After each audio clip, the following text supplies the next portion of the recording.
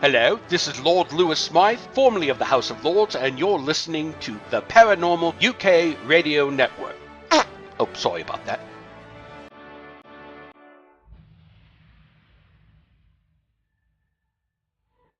Once you've ruled out the impossible, whatever remains, however improbable, must be true. And it is not a question of a little occultism or a touch of mysticism, Mr. Devon. It is vampires, and there's a host of damned souls of Pelham. Thy father's spirit, doomed for a certain term to walk the night. Here the old gods aren't dead. And what of the true god? He's dead. Can't complain. People assume that time is a strict progression of cause to effect, but actually, from a non-linear, non-subjective viewpoint, it's more like a big ball of wibbly-wobbly, timey-wimey stuff. You're listening to Paranormal UK Radio. And good evening, everybody. Welcome to Paranormal UK Radio, the best in paranormal talk radio in the UK. Irene Allen Block, our host, is feeling a little under the weather, so she's going to be taking the night off. But you are going to be stuck with the three co-hosts tonight, and I think we'll do an okay job. There's myself, Mark Johnson, and Andrew Chaplin, and Neil Geddes Ward. Hello, boys. Good evening. Good evening, everybody. How are we doing? I think we're doing good. I'd ask how everybody's Thanksgiving holiday was, but you lot don't celebrate that, so... Well, we have a tin of beans. I don't know if that counts. Beans always count. You can never have enough beans, in my opinion. Especially in the House of Lords. Yes, especially in the House of Lords. Lord Lewis Smythe taught me that one. So, well, we got a really good show for tonight and a guest, so I think we're just going to go ahead and get right on to it. So our guest tonight is an author, an artist, and a paranormal investigator currently in Canada. And we'd like to welcome Rosalind Hennigar to the program. How are you tonight, Rosalind? Oh, I'm good. Thank you. Now, I just gave the brief Reader's Digest version of your background, but just for our listeners who may not be familiar with you, could you just tell everybody a little bit about yourself and how you got involved with the paranormal? Well, besides the fact that I was born into the paranormal, I grew up, I guess, severely haunted. There's a reason behind it, I guess, and I kind of fell into the category of, this is what you're destined to do, is study the paranormal, try to figure out, what's going on. And from there, that's where I am now. 30 years in, research wise, artistry kind of came along with it, I guess. It's all connected. But yeah, I was born into it.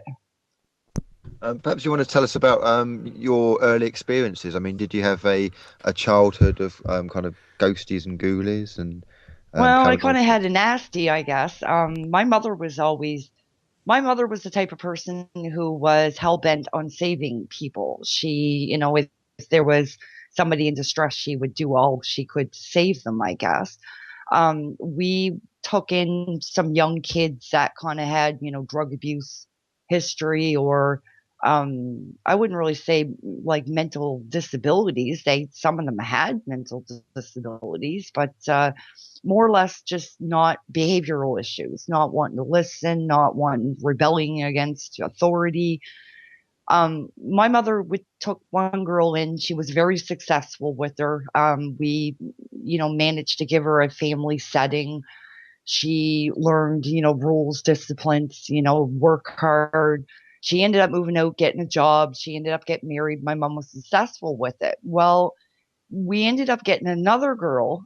We were asked to take her on request, I guess. Nobody else would take her. And although my mom was kind of iffy about it, because usually when we get these girls, they come with records to them. Like, we know their psychology side of it. We know their medical. We know their background. We didn't know anything about this girl. All her files were sealed. And my mother she didn't matter to her. She was like, if one can be done, the other can be done. It just takes more work. We brought this girl in. She seemed okay at first, I guess. She settled quite nicely at first, but then she began to withdraw. And the thing about it is that, like, any medications that come in with these kids, mom would have, she would not let them control their own medications just because, they may abuse them, right? Because a lot of them have drug abuse. The girl never left the house. She never, we couldn't understand it. When she withdrew, she started to go through some very strange things. She'd be talking to somebody in the room as if there was somebody in there with her, but I'm not hearing it. Like, my room was right next to hers, and then my mother's room was down the hall, but I'm not hearing anybody talk back. And it was getting to a point that, like, we were kind of getting a little fearful, I guess, because, like, my mom goes and puts a cross up above her bed. That's the first time she's ever done that. And, my father's not home. My stepfather was a Coast Guardsman. He was always gone. He was gone for a month, home for a month, gone for a month. My older brother, he would have moved out. He was gone. And there was my second younger brother in the house. He never heard nothing. He would sleep in the room downstairs with headsets on. So he's not hearing this. I'm hearing this. Mom's hearing this. But my mom's kind of passing it off, like she's, it's hard to say. I guess she didn't want to strike fear in the family, I guess.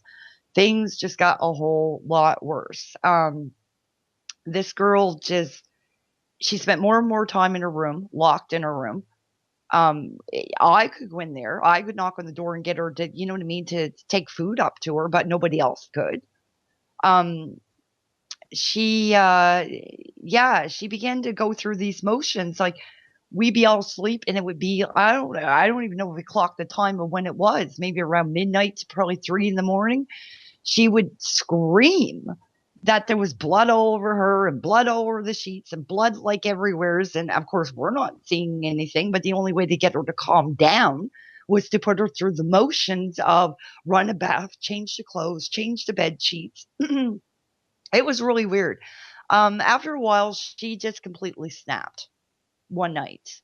We were all in the house. Everything was quiet. I was in mom's bed by this point. I was about 9 years old. And, this is scary to me. Like, I don't understand what's going on, and mom ain't saying too much. So I ended up in mom's bed one night, and my brother's downstairs. He's got the headsets on. He doesn't hear anything. And she completely, like, it sounded like a war broke out in her room. There was smashing of glass. There was things being thrown. The walls, banging on the walls, like her screaming bloody murder, like screaming, like, blood curdling screams. Anyways, my mother jumps up. She runs down the hall. She tells me to stay in the room. And just as she went down the hall, I heard a man's voice, loud and clear, say, "Shut up, bitch, you're mine." I ran after my mother. What kind of voice did it sound like? Man, male, female? It was a man's voice, and it was very, very like garbly, like really deep, really guttural, really stern. But it was a man's voice. And there's no man in the room with me. There's just me and my brother's downstairs. There's nobody in the room with me. Anyway, I run down. I'm behind mom. We can't get the door open. My mom can't get the door open. She sends me down the steps to get my brother. So I go in my brother's room. I tear the headsets off his head. He hears what's going on, jumps up, runs up the stairs. My brother, he worked heavy machinery he was a town foreman. So he was running heavy machinery. And he was 300 pounds of solid muscle. He got the door open, and what we saw on the other side, I think tormented us for a very long time. Like, nobody, ever really wanted to speak of it, I guess. She did not look normal. Like, this girl weighed no more than me. She weighed probably about 100 pounds, a little over 100 pounds. And she had every piece of furniture in that room moved. Like, the dresser was big vanity dresser, which I have one. And I'm going to tell you right now, as much as what I weigh, it takes 2 people to move this thing. I can't move it on my own, but she had it moved. She had it on the other side of the room. She had the bed tore apart. It was on the other side of the room. There was blood all over the wall because she had literally put her fist through the vanity mirror and was spreading it everywhere. So there was all over her, all over the room. She pulled her hair out at one point. Like, she had really long, nice hair, like long, like almost like a dirty blonde hair. And she pretty much pulled most of it out. The look on her face was just, it wasn't her. It was not her. It was something else, something much wilder, something like, she just grinned at us. Anyway, my brother jumped in the room to like restrain her, to keep her from like doing anything further to hurt herself, I guess. Plus we got the door wide open and, he was afraid that she'd lunge at us. She literally threw him out of the room like he was a rag doll and slammed the door. Like, we had to call the cops. The cops came. It took 2 paramedics and 2 officers to put her in a straitjacket and take her out of her house. That's how bad it was. And probably about a year later, maybe, she committed suicide. Oh, man.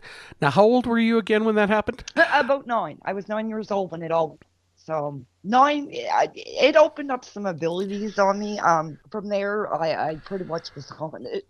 Now, the house where this happened, how long were you living in that house at the time? And were you experiencing anything else before all this started? No, it was my mother's dream house. It was an old Victorian styled house.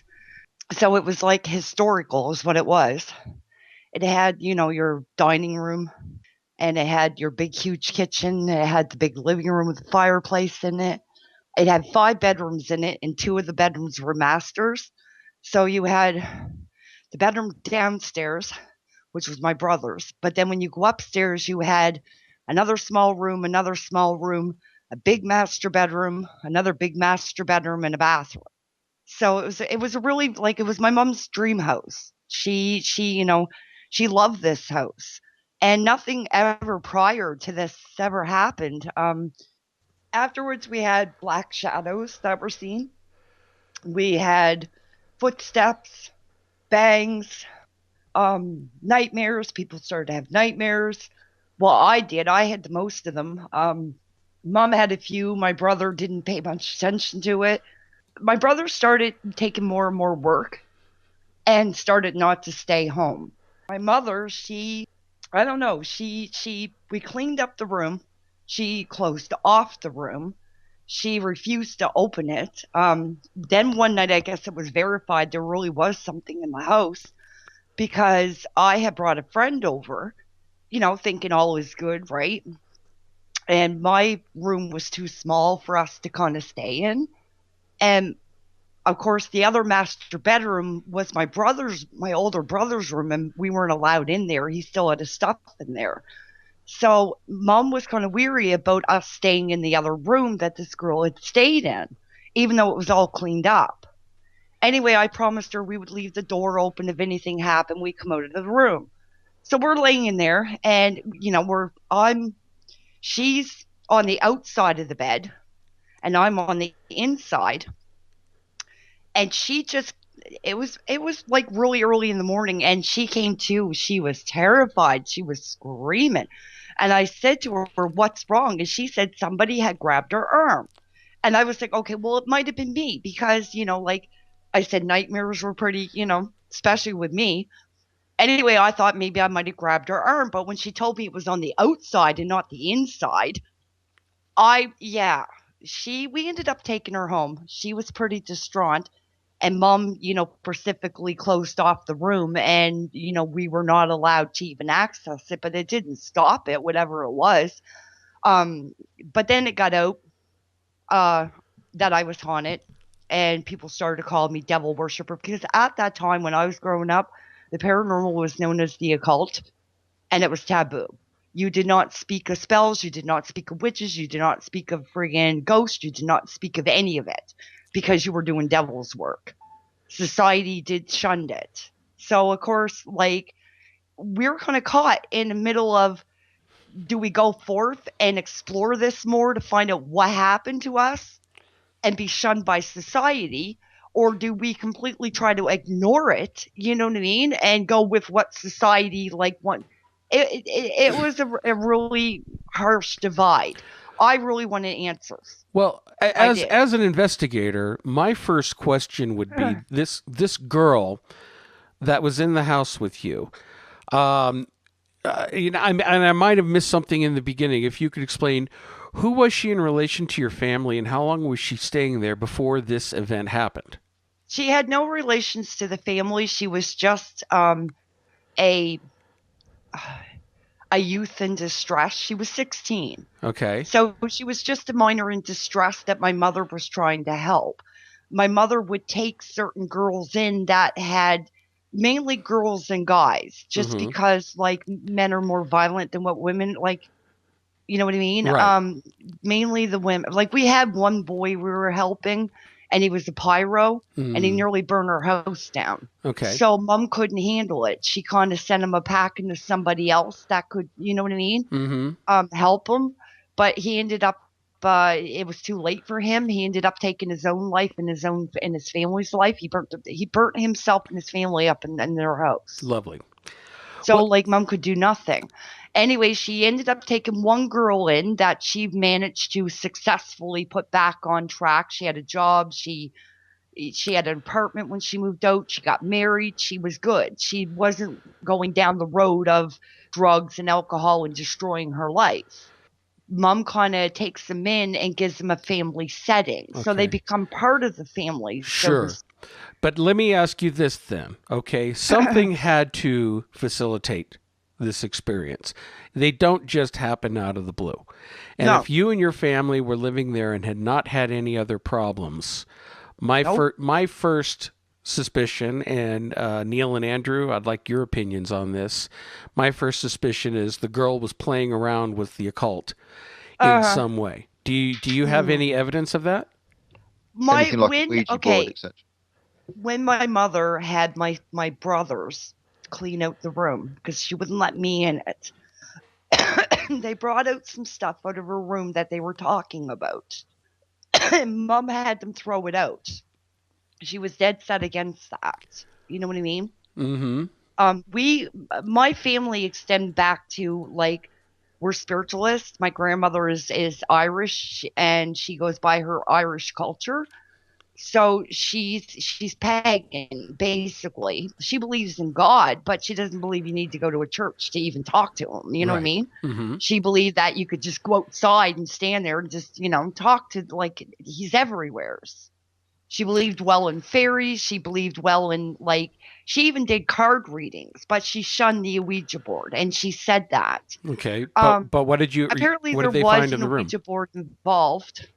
Say that again. I stepped over you. What did you say? There was an Ouija board involved. There was. There was. Yeah. Okay. Yeah. So that again tells me that she was playing around with something by herself is even worse. And she brought something on herself and brought something into the house. I mean, what we had found out about her, the funny thing about it is after she was taken and put into a behavioral center is where she was put for teens that, are severe abuse to drugs or severe, have done something, you know what I mean?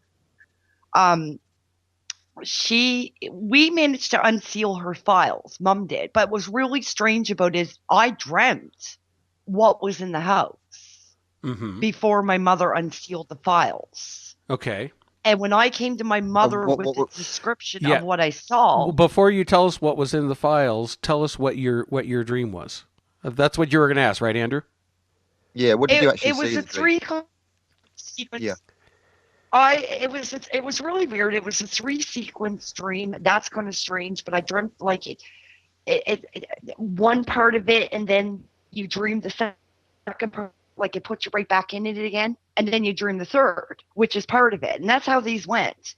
The first one, I was going up the stairs towards the closed door of the room with a Bible and a cross, and then the next dream I get to the door, it's wide open. And what I'm seeing is a man standing there, a really wild-looking man that had a butcher knife in his hands, and there's a woman he's stabbed. She's completely full of blood, right like at his feet. And the next dream that I had took me right back to like the incident where I was standing in the room and I could hear his voice saying, shut up, it's your mind. Anyway, I went to my mom with these dreams. They were very vivid. They were it was like I could taste, smell, the color was vivid. I could taste, I could smell, I could sense everything in the dream as if I was like it was happening.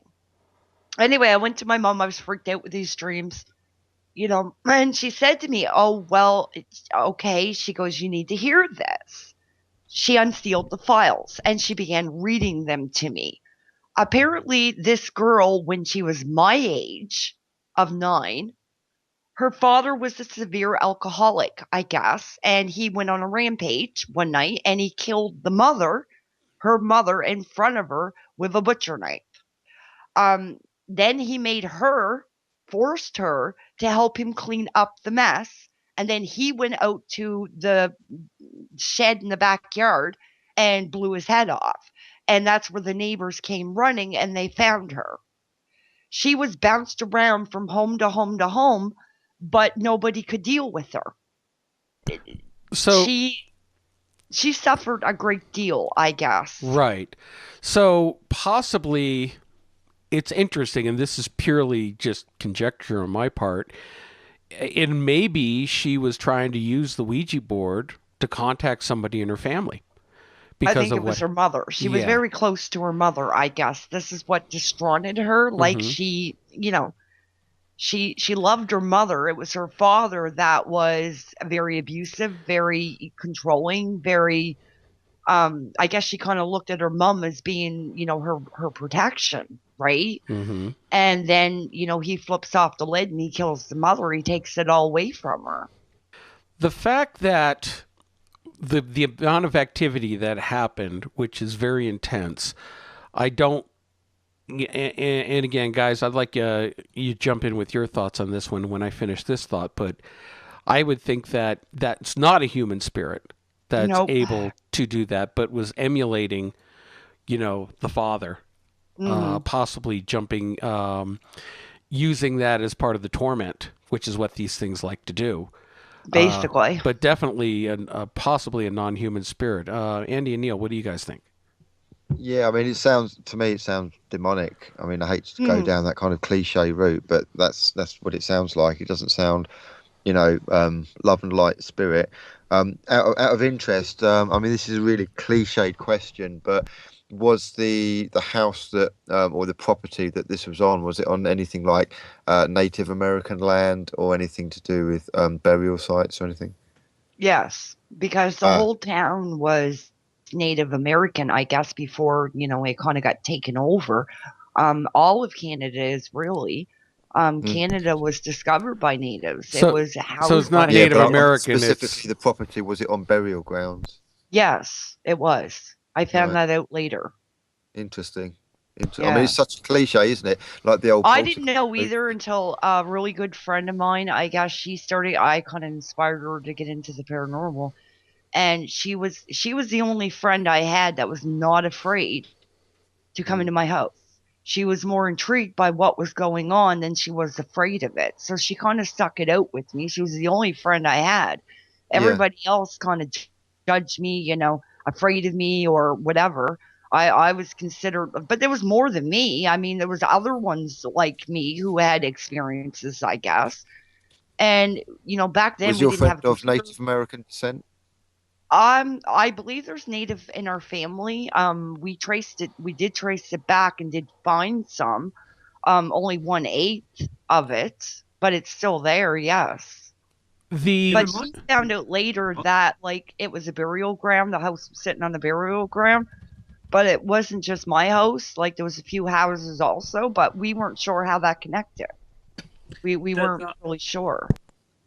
What your story you're relating there, Rosalind, reminds me of a film I saw about 2-3 years ago on DVD, The Orphan. I don't know if any of you guys have seen it or any of our listeners have. I tried to go after it, but I couldn't get it in English. Right. Okay. It's to do with girl that's, I think she's adopted or something and brought to this house, a well-to-do house somewhere in America. I can't remember the location exactly. And basically, I think this girl had some sort of illness where she looked like a child, but in fact she was an adult. And again, files were closed or prohibited on her, and people couldn't get access to her background. There's nothing really paranormal with her, but she was a bit of a pyrotechnic fire starter type of character, if I recall correctly, in the film. But the story of what you're relating there just kind of like threw back my mind to that film, and I think it sounds like it must be a kind of common theme that they're trying to, give these kids a chance, to start a new life.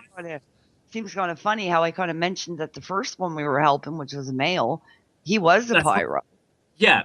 And maybe the script is based on kind of case studies or something, and people that do this kind of pyro stuff. Well, that's just it. I try to tell people that a lot of the movies, yes, they may be Hollywood, don't buy into all of it, but some of it is based on like theories. Like you got Shutter, that's based on the reasons why a camera was made. Back in the Victorian era, they made cameras to try to capture spirits. Audio recorders were made to capture spirits. They weren't just made, oh, hey, I want to make a note and let's make something to make it on. That's not why it was made. People use it for that, you know what I mean? But that's not why it was made. So you kind of got to go back along that and look at that and say, hey, there's some theory here. You know what I mean? Yeah, that's kind of funny. I did try to go after that movie for some strange reason. I was downloading movies and that one kind of stuck to me. I guess that's the reason. But I couldn't get it in English, so I didn't bother with it.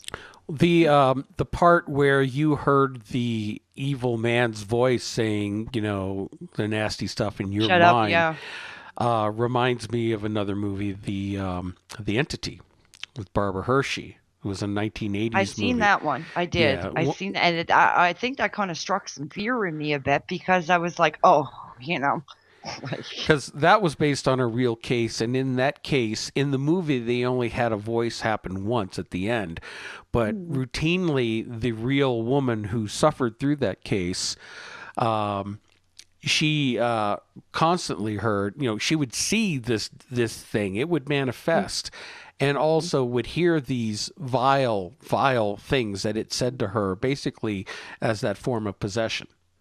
Well, like I heard it loud and clear. Like there was no man in the room with me, nobody. Mm-hmm.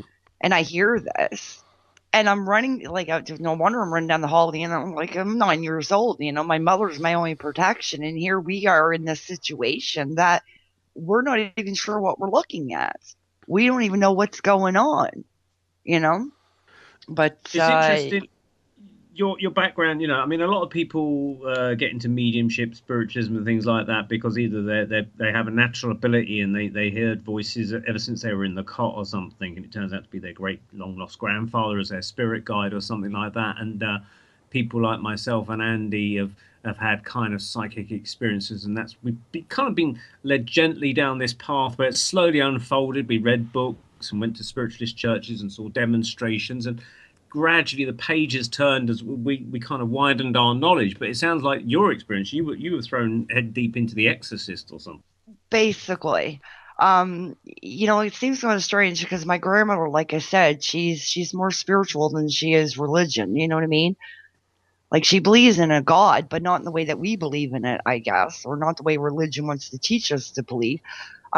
She kept talking about the gift throughout my growing up. The gift and how one of us was going to get the gift. And of course, I kind of assumed she was talking about like friggin' menopause or menstrual periods, you know what I mean?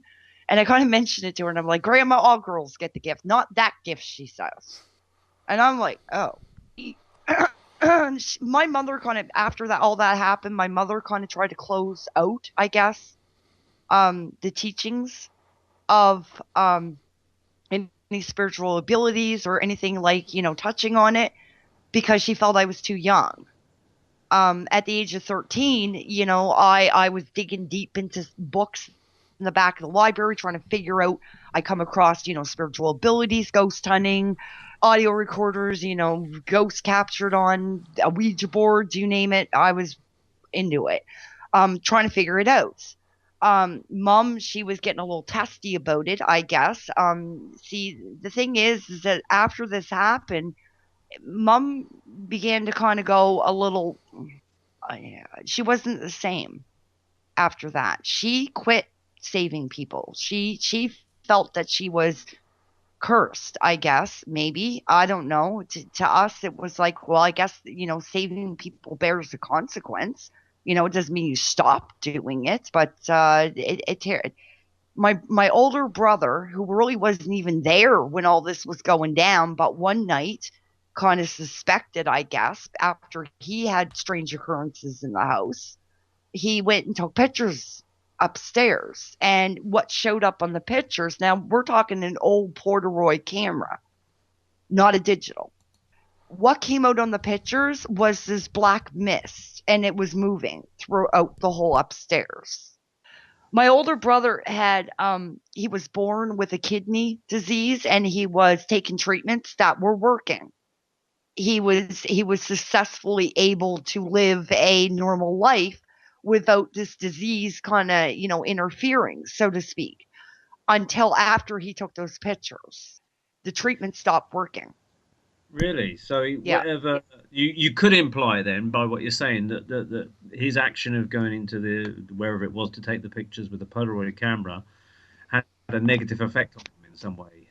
Well, I kind of think now, the further I'm into all this, I guess these studies and these learning, what I can, is that maybe it was a threat to him. And so it just played on something that was already there, you know what I mean? Which they're capable of doing. What do you think this entity actually wanted? Like, what was its plan, its agenda? What was its goal? That I don't know. That I couldn't tell you because, to try to question that, they never tell you. Even when you do run up against them, they never tell you. You never know. You're more baffled than what you started.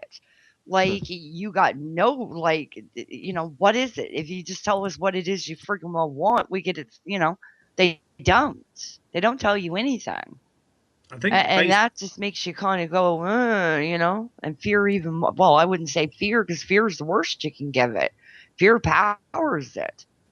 It can't feed off of anything that's of good. It's got to feed off of everything bad. So it will literally create situations that will bring out the kind of the worst in you, I guess, so it can feed off of it. That's all. Go on, Mark. Go on. No, go ahead, Neil.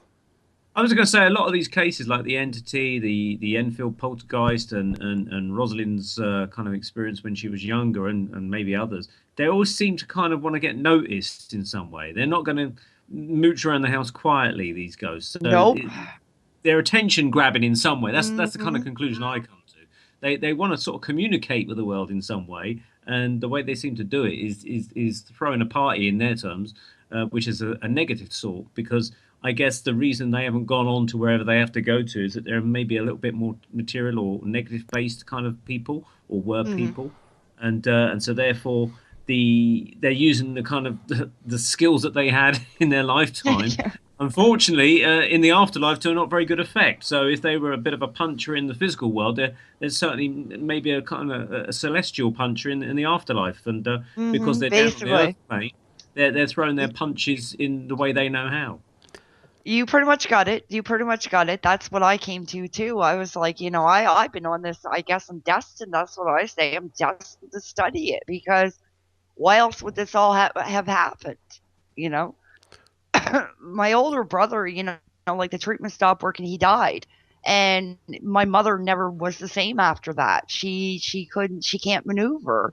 Even to this day, like you mentioned my brother's name or any good memory about him or anything about him, and she just loses it. She can't deal with it. So, Well, my younger brother, he completely shunned it. He moved out, got married. Mom moved out of the house. She didn't even wait for it to sell. She was done. And that was her dream house. She was gone. And when we moved, we first had to move into an apartment building that was not the best. It was full of, really bad people, I guess, you know, shabby people, people that drug dealed, people that fought, people that, you know, and there were suicides that happened in that apartment building.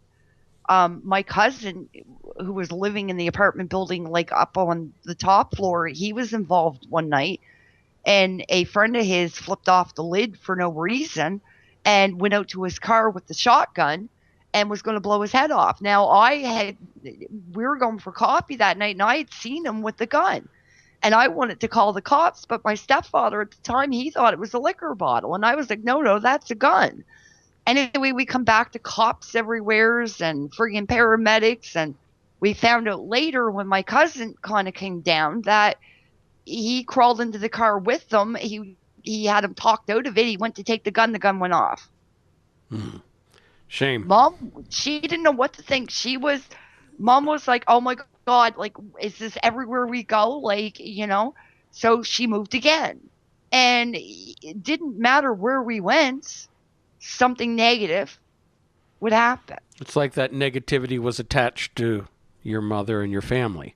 Basically. You know, which makes sense considering if this girl was, the original girl was conjuring something, whether through the Ouija board or other occult practices, opened a doorway and something negative came through and attached itself to your family. Now the girl's gone, but still, the attachments, these types of attachments don't necessarily attach to a house, because the house itself, people leave, then there's nothing there for it to feed off. They attach to people. It's like a parasite. Think of like a paranormal mosquito. You know, it needs the blood. It needs the negative energy to survive and continue. Big ass mosquito. Yeah. In cases like that, we need to break out the big ass fly swatter. Well, I guess basically that's what it is, because, you know, I went through some behavior problems. I guess it affected us all. I started to run away. You know, I started to get in with, like, I ended up getting in with two people that were actual demon summoners. And, you know, I actually watched a demon inviting ritual, but they banished it when it was done. So they, like, I literally they summoned watched a demon for my own eyes, and I was like, oh, this ain't good, you know. But I got to see, you know what I mean? Yeah, like, I crawled out of it, you know. I come around, you know. My stepfather was he was a coast guardsman, and he went to church. He did, but he didn't preach the Bible in the way that most people would preach it. He used it as a way to teach you lessons, so to speak. Mm-hmm. So, you know, we kind of went over my behavior as being, as he chalked it up as, you know, you're destined for greater things, but you got to kind of toggle through the darkness to get to the God's light, you know. I never really understood, I guess, up till now, and then I understood it.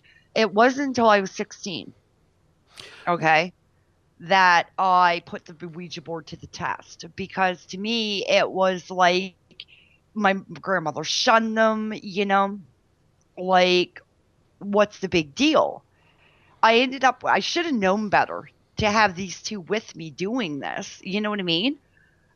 Because something not good would come out of the board, and it used me to bring it out. Then that's where I had to go back to my grandmother and shamefully admit that I'd done something I should not have done. But she sent me a family member, like a friend of the family, somebody we've been friends with that knew paganism and how to break the board. And there's where I began, right there. I began breaking curses, boards, banishings, trappings.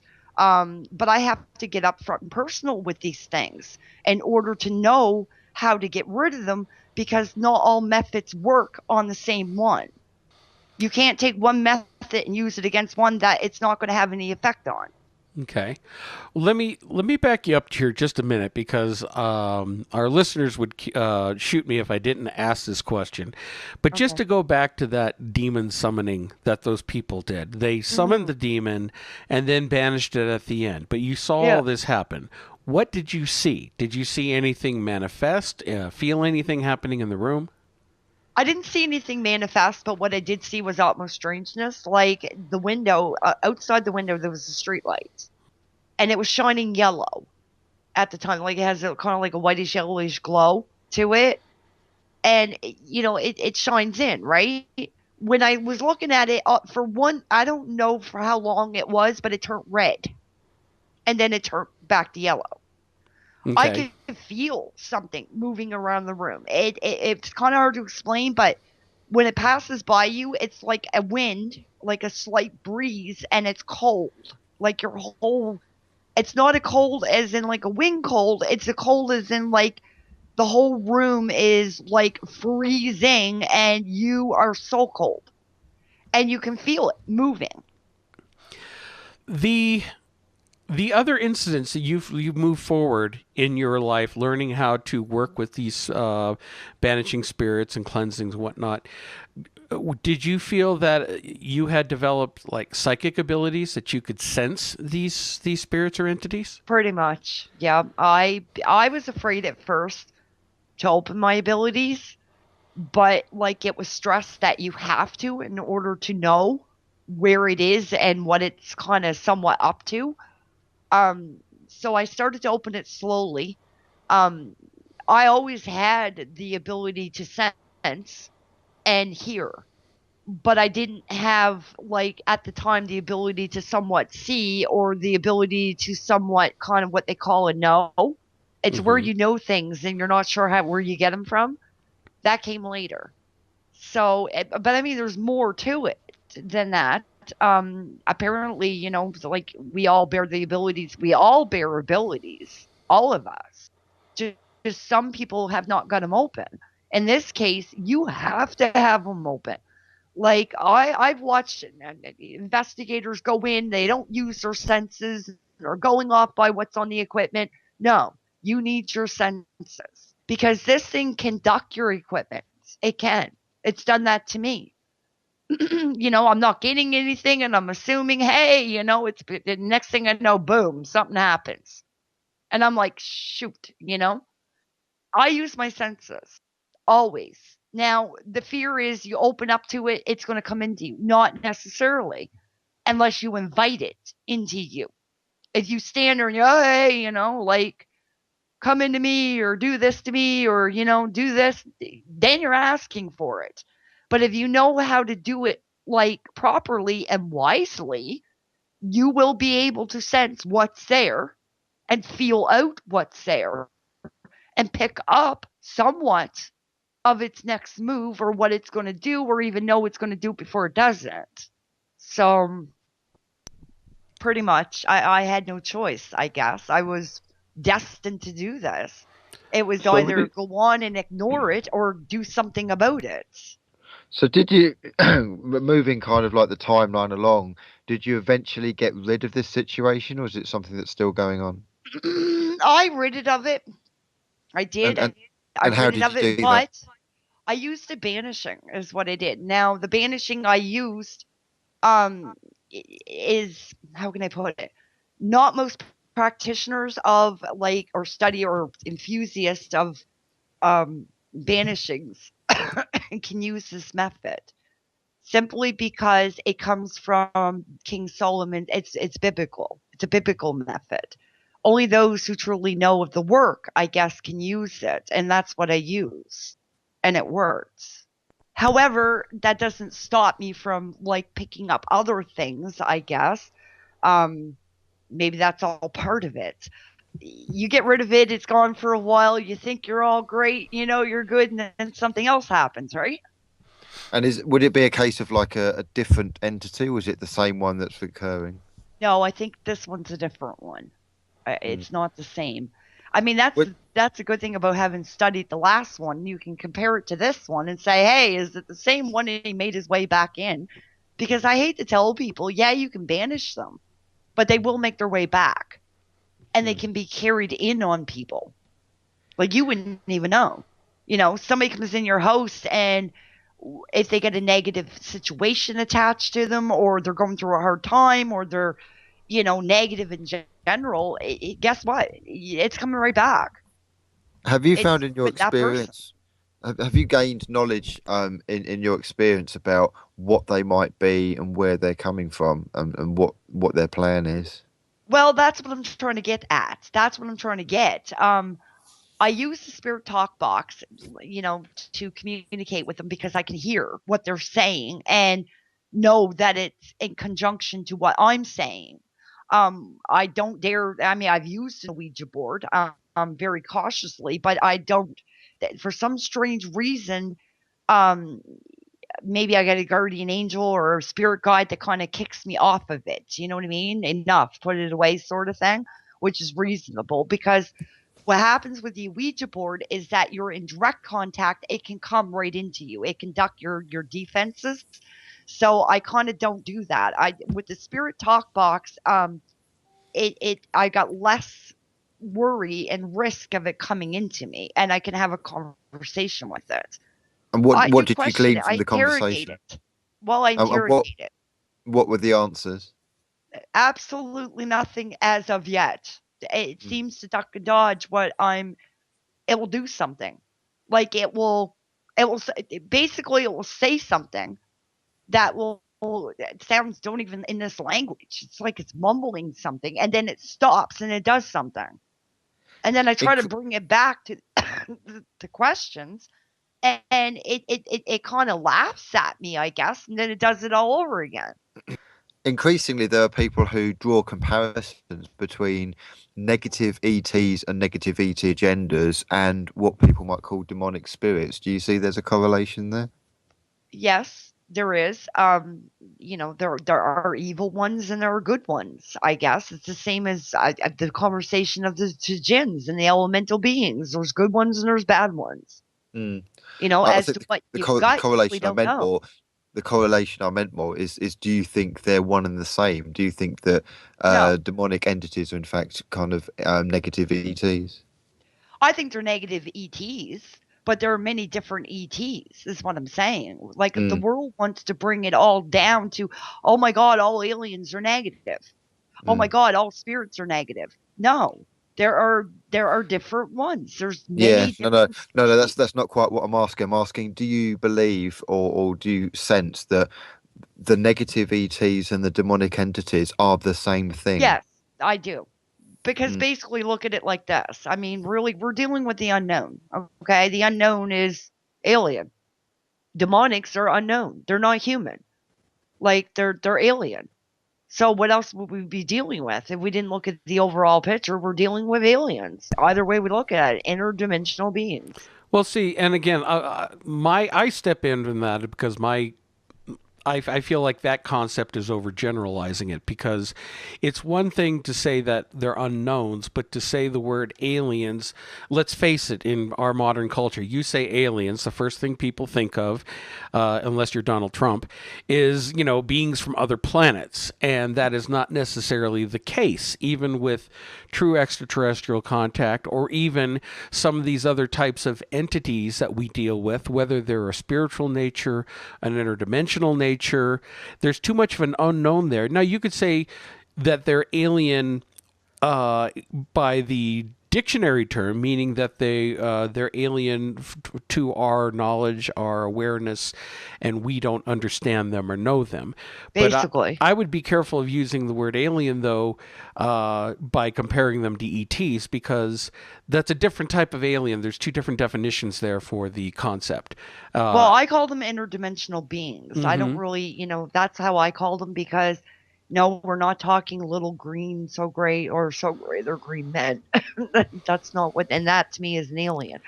I would agree. Alien to me would be something that's unknown to. But they are alien, as in, like you said, unknown, unable to comprehend. They're interdimensional. Whether they're from another planet or not is irrelevant, but they're more likely to be from a different dimension. Exactly. They're interdimensional, which means another dimension. They're not from another planet. They're from another dimension. And when a door is open to this dimension for them to slide through, which is open all the time, I wonder if there are bigger portals open. Have you also dealt with the ultra positive, what you might call the angelic realms, or kind of like high love energies as well? Yes, I have.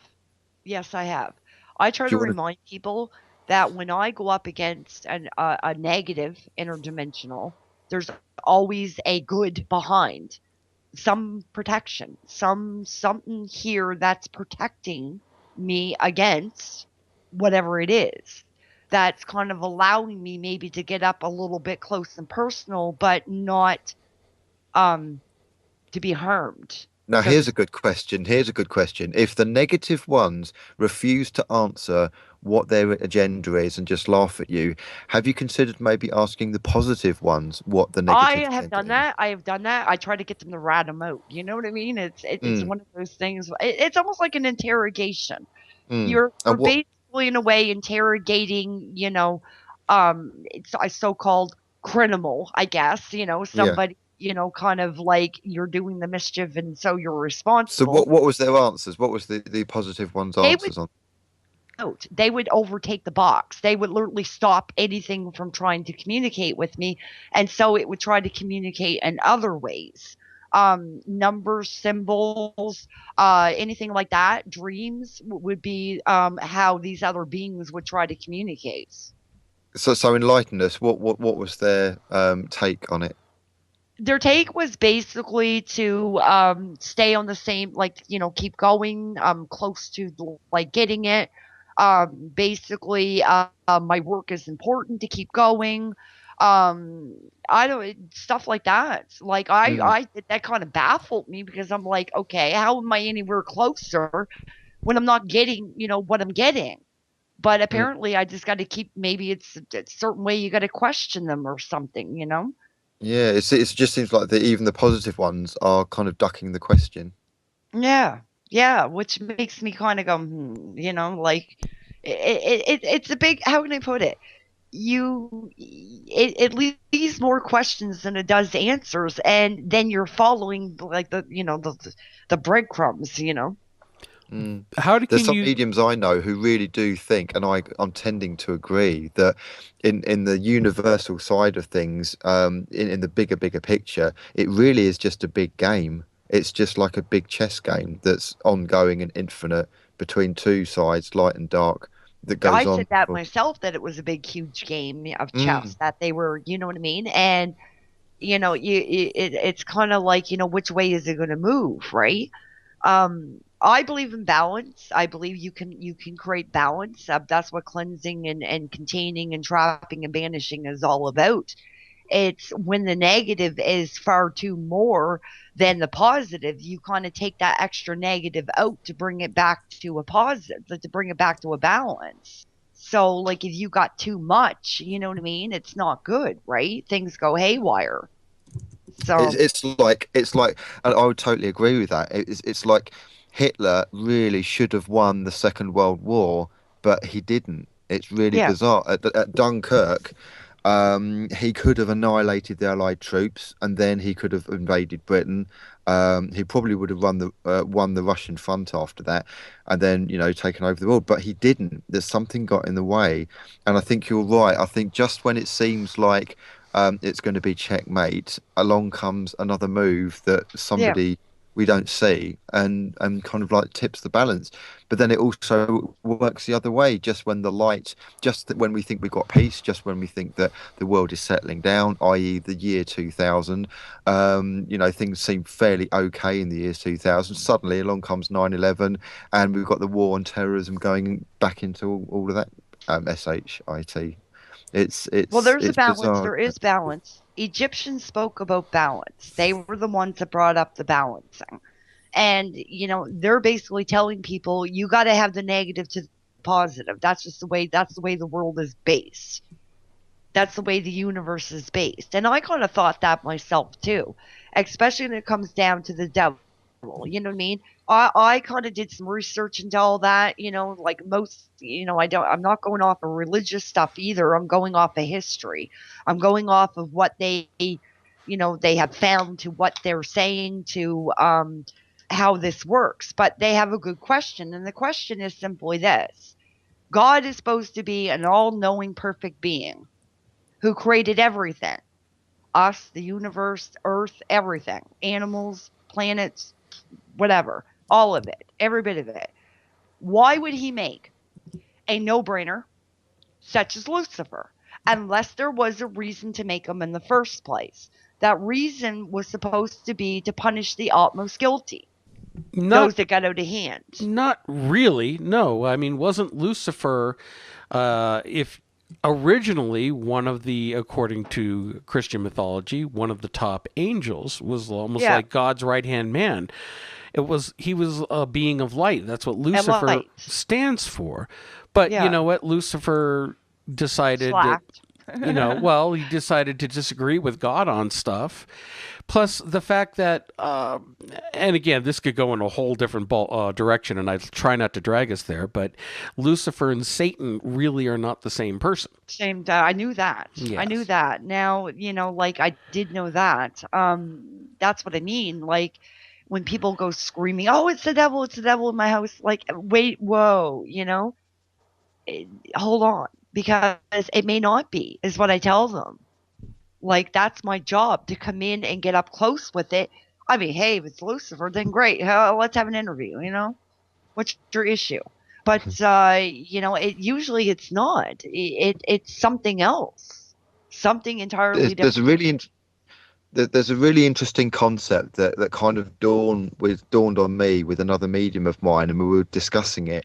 If we just for the moment separate kind of like the divine creator source God, the spiritual idea of like a God, and then kind of focus at the moment on the Christian God, so a judgmental, jealous, kind of angry God, and just focus on that at the moment. It's like we came to the conclusion: what is the difference between the Christian God and like a demonic entity? Because they're kind of like the same thing, and I'll explain what I mean by that. They both want energy and they both want adoration. So a demon plays on people kind of like, and it plays on fear. It wants fear. It wants people to fear, and then it builds energy. Now this kind of like Catholic version or kind of Judeo-Christian version of God is kind of wanting the same thing through prayers, through constant hymns, through people being scared of being sent to hell, through kind of like demands like the 10 Commandments, etc. It just feels like, why have you got to say 25,000 Hail Marys? Why have you got to go to church? What is wrong with this egotistical maniac, Judeo-Christian God, that it needs energy, it needs hymns, and it needs prayers, and it needs adoration? Sounds demonic, don't it?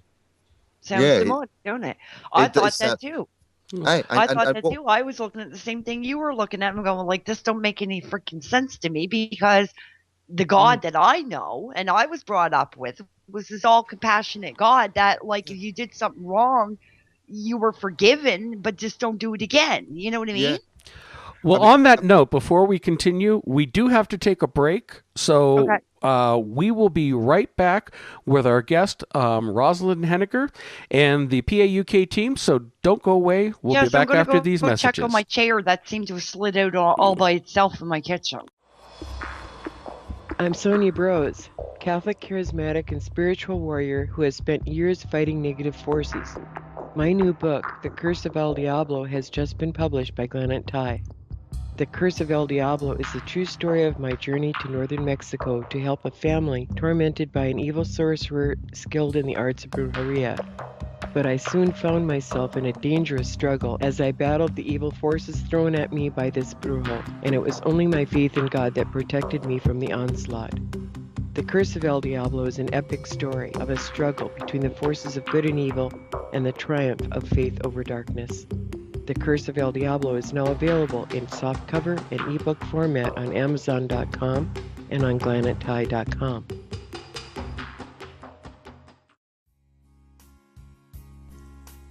Have you ever wanted to visit the south of Italy? Amalfi, Ravello, Positano, Sorrento, places of immense beauty on the Amalfitana coast. Nearby Vesuvius stands proud against the sky, shadowing the ancient Roman ruins of Pompeii. In the midst of all this beauty lies the picturesque hillside village of Pontoni that dates back to the Middle Ages. Stay in Pontoni, in the self-catering apartments of Il Petrale, the beautiful casa belonging to Cara Miana Rispoli, who will warmly welcome you when you arrive. Il Petrale, a haven of peace in the heart of this magnificent place called Pontoni. For more information, email us at carminerispoli@email.it. That's Carmine Rispoli, CARMINERISPOLI @email.it. Did you ever turn to your radio for your favorite talk show to find that it's been preempted for this? In the air to deep right center. Back goes Lewis to the wall. And it's all here! Or this? And I'm ashamed of you, Hillary, for voting for it. Do you have a favorite talk radio program that's not available in your city? Just go to TalkStreamLive.com for links to the best streaming talk radio shows. At TalkStream Live, you will find live talk shows 24 hours a day, 7 days a week. All your favorites are here. With such a large selection, you will also discover some new favorites. On the go and still want to listen? With a mobile smartphone, simply type TalkStream Live on your internet browser. Now you can take internet radio with you. You will also find news and sports streams. Best of all, the TalkStream Live directory is free and there's never a login required. Remember TalkStreamLive.com, the fastest route between you and your favorite talk radio show. A Goblin's Tale, The Search for King Siedna and Prince Rian, is the new novel by Emily Kelly. A Goblin's Tale is an enchanting story of a young goblin Boath who sets out on an adventure to find the missing goblin King Siedna and his son Prince Rian. Along his journey, he encounters hidden dangers in the dark forest of Fëanor, while also meeting new companions to help him on his quest. Balth discovers that there is much more to the mystery than he realized, and is shocked to discover that his own destiny is connected in ways that he never could have imagined. A Goblin's Tale is an enchanting and magical adventure that can be enjoyed by readers of all ages. A Goblin's Tale, The Search for King Siedna and Prince Rian, is now available in softcover and ebook formats on Amazon.com, BarnesandNoble.com, and on GlenatTie.com.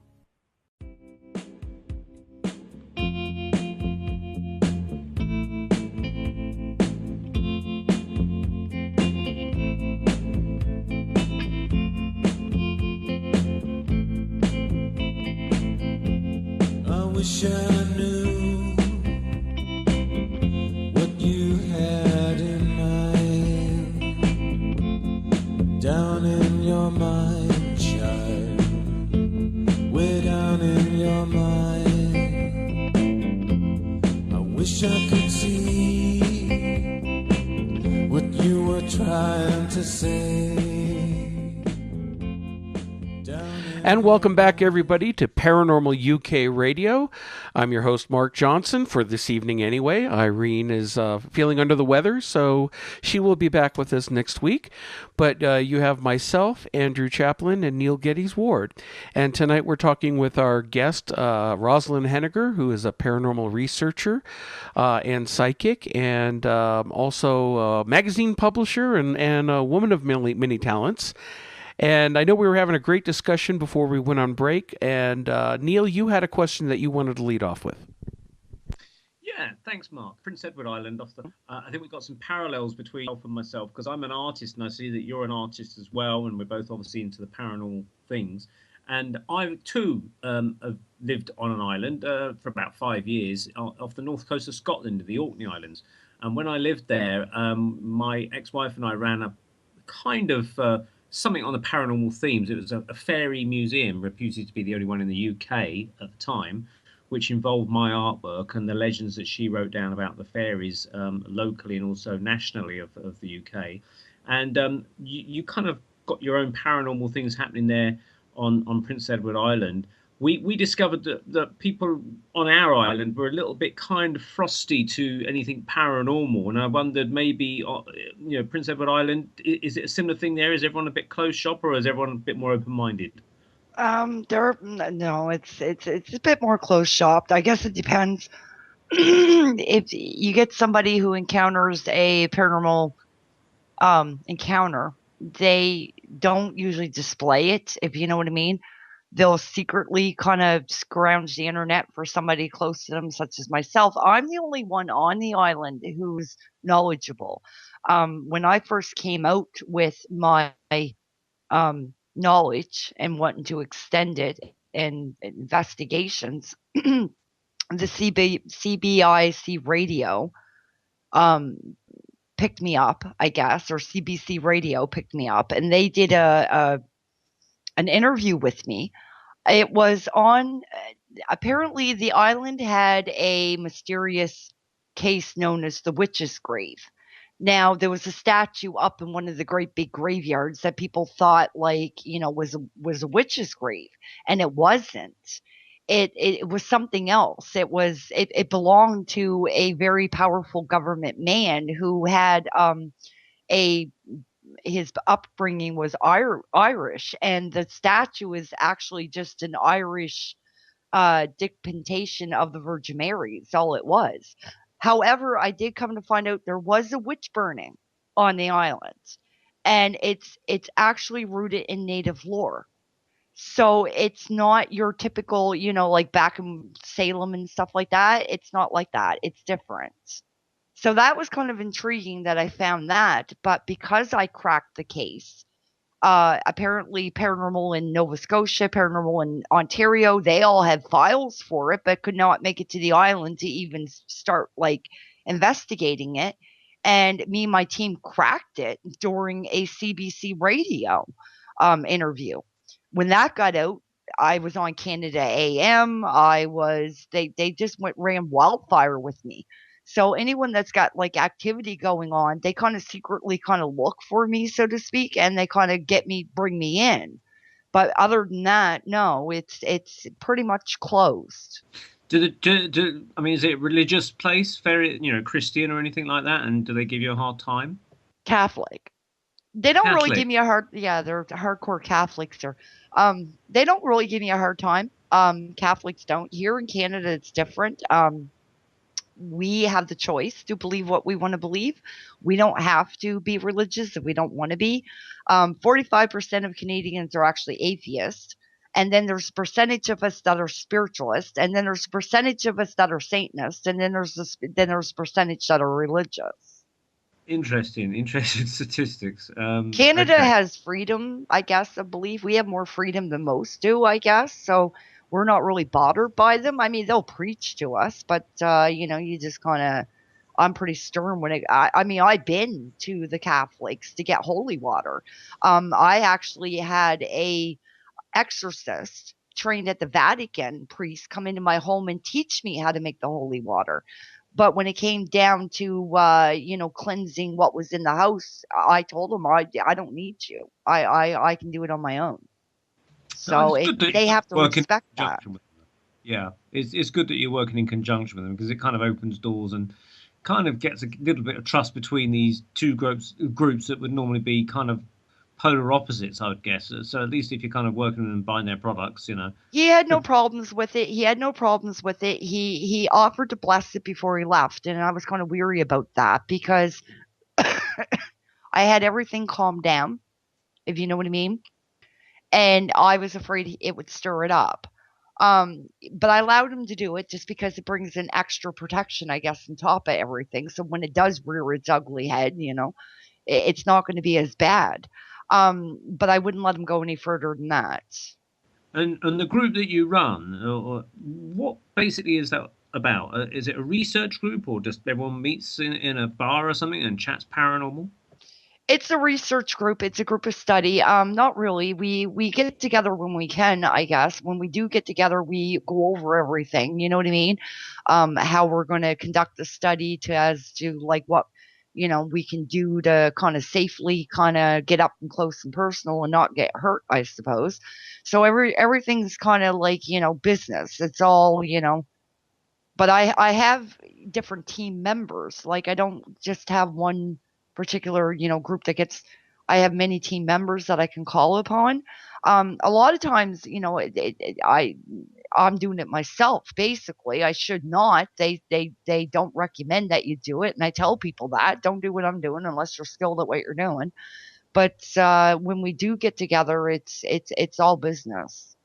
I see. Okay, thank you. That was really interesting because it's not often we get, you know, people chatting and they're on an island talking about their island experiences. And I know from my own living on an island that things always are slightly different from living on mainland, and they have their own kind of superstitious beliefs and words for things, and they kind of just, I suppose it varies from place to place, but they kind of have their own kind of set ways and fears Inbreds, and you things mean? like that. Yeah, well, yeah, I this didn't. this island is highly native. I guess if you go back through the history, it was owned by the natives first. The French moved in. They fought with the natives. The natives made a treaty with them. They would share it. So the French stayed in the inwards and the natives stayed on the outwards. But then Queen Victoria had hired 2 pirates, non-famous pirates, to seize the island, I guess, from both the native and the French.